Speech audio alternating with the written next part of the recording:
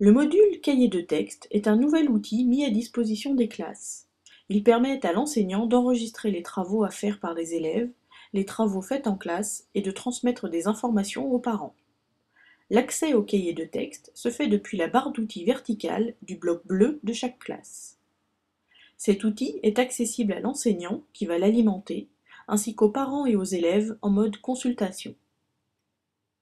Pour l'enseignant, l'interface se compose de la façon suivante.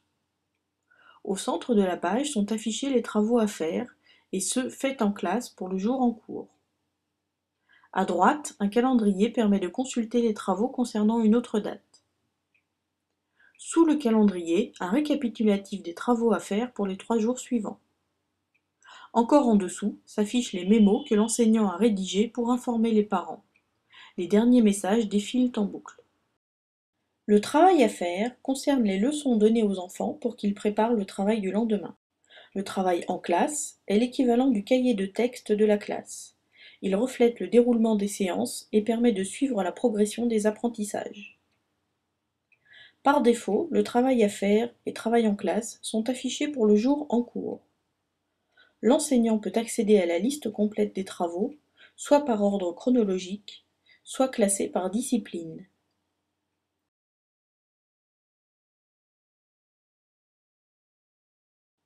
L'agenda permet de naviguer entre les différentes dates. Les dates en gras sur fond coloré symbolisent les dates comportant des travaux programmés. Un lien vers Aujourd'hui permet de revenir à la date du jour rapidement. Les mémos permettent à l'enseignant de communiquer des informations aux parents. L'enseignant peut remplir le cahier de texte, soit en ajoutant des travaux à faire pour les jours à venir, soit en ajoutant quotidiennement les travaux faits en classe. Pour un travail à faire, il indiquera la date pour laquelle le travail est prévu. Les autres critères sont valables dans les deux cas. Il devra indiquer le domaine, décrire précisément le travail. Il pourra ensuite y attacher des documents en provenance du classeur de la classe.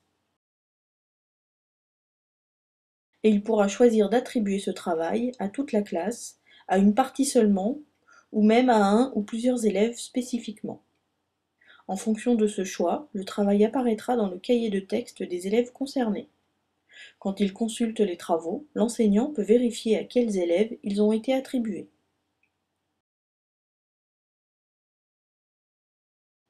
C'est aussi l'enseignant qui a la main sur la liste des domaines. Il peut en ajouter ou en supprimer. Les mémos s'adressent principalement aux parents. Lors de la rédaction d'un nouveau mémo, l'enseignant pourra aussi y attacher des documents et l'adresser aux parents des enfants concernés, en choisissant la classe complète, ou tout un niveau, ou seulement quelques élèves. S'il veut être sûr de la lecture des messages, l'enseignant peut demander la signature des parents. Il pourra la vérifier en cliquant sur le picto dédié.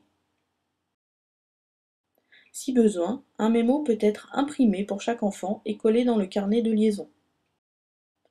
Enfin, les contenus du cahier de texte sont aussi accessibles via l'agenda de la classe.